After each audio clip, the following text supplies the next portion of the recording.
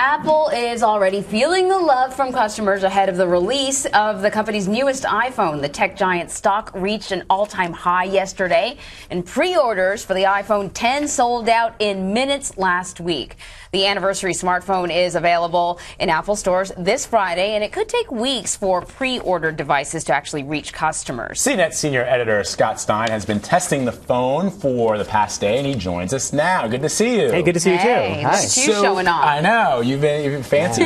Apple says the demand for this phone is off the charts. Does this seem like, I mean, it feels like it is every time they release a phone. There's Apple nerds out there who, and people who are just used to using Apple products that line up and wait for days to get the new stuff. Well, we don't know how many of these 10 models are out there. So, you know, it seems like it's going to be a limited supply. So again, like if this is something that sells out really fast, is this like NES Classic where like it's going to be really hard to find? And, you know, how fast are the supplies coming in? I think last time I checked, it was a 5 or 6 week wait. So I don't know what it's at now, but that's in range. Yeah. That's not like, that doesn't seem to me like unattainable. Yeah. But well, at $999, I know, kind of unattainable. That's really expensive. Yeah, and I think that's a super expensive price. It's interesting when I've talked to people who are ordering it, and people are in the office, just like people I know.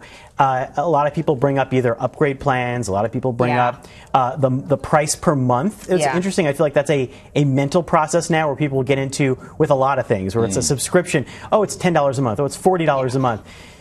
You know, gym membership or something. It's still a $1,000 phone. That is where the landscape is going in phones increasingly. That's pretty much what the competition is too, right? Not for all phones. Yeah, I mean, there's a whole groundswell of really affordable, good phones. Like all consumer electronics, there are things you can get that are very affordable.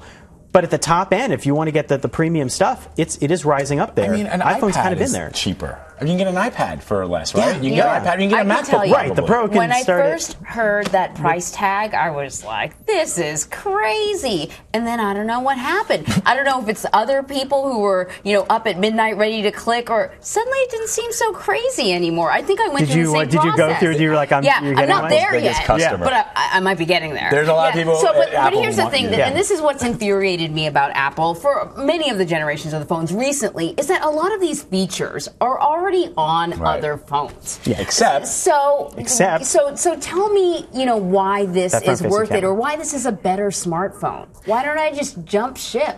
Right. Well, I think a lot of people are talking about comfort in the ecosystem or the software now when they think about why they stay with something. Yeah. How much stuff have they, whether it's iMessage or how many apps they've gotten. So a lot of times that becomes a factor. I think here, to me, the best feature is probably the size to screen, which again, other phones have gotten to. Apple had not done that. But whether those extra elements, the front-facing camera that has portrait mode and does Face ID, are those good?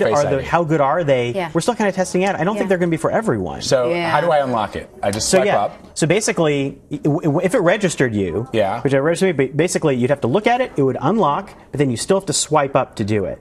So now I don't think it's so this is the thing. I'm showing this to our camera, our third camera there. One of the things that it's got this silver, which if you recall the original iPhones, Anne-Marie, they had a very similar sides to it. It's a little thinner, obviously, than that. You swipe to unlock. There's no home button. The home button. The home button is swiping up, right? Is that right? Yeah. So you swipe up to do that, and then the right. You remember? So Control Center is swiping down from the top right corner.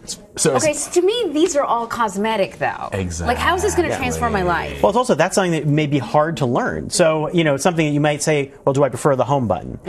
Now, in order to navigate, you do have to swipe up to get back home, which I found like walking around. It's a little harder to do. I mean, it's just easier to press a button. Hang on, hold it for a second. Feel how delicate it is too. It's very delicate, but it doesn't have a case on it right now. True. Right? Does it? You're going to put a case. I always put cases on my phones. Yeah, I put cases on phones. I got pictures of my family on the back of my phone. You're spending $1,000. I put cases on phones. I was going to ask you, is this insured? Yeah, well, that's a loaner unit. So that's we're just testing. Gently return it to you. That's a review unit that we're just testing for a while. So this is.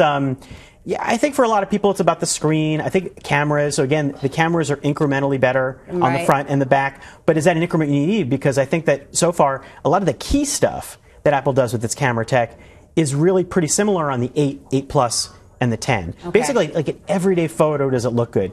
That processing is similar. And do you need the portrait mode? Do you need the telephoto that has extra stabilization. It's like, they have these little extra bits that you may want to wait because it might be in the next version. Scott, at the end of the day, it'll just be next year probably. Exactly. And that's the thing, right? It's that these phones that the Apple is producing, they're amazing. And a lot of people, I've been an early adopter and I've had them the entire time, but it does seem at some point that they're not reinventing anything. When Apple when the iPhone came out, it was revolutionary, the same way that the iPod was. And now it feels like they're just adding, as you pointed out, Anne-Marie, these cosmetic changes. But often features that we've already seen on other phones, you know? I think the interesting thing to me about that front-facing camera, it only does a few things now, but it seems like the beginning, between that and getting rid of the home button, of something that's trying to explore something beyond buttons, maybe things that are automatic. We're already seeing this in assistants like Echo, Google Home, and a lot of other things in the home. Maybe it's gesture or voice or cameras that can recognize you.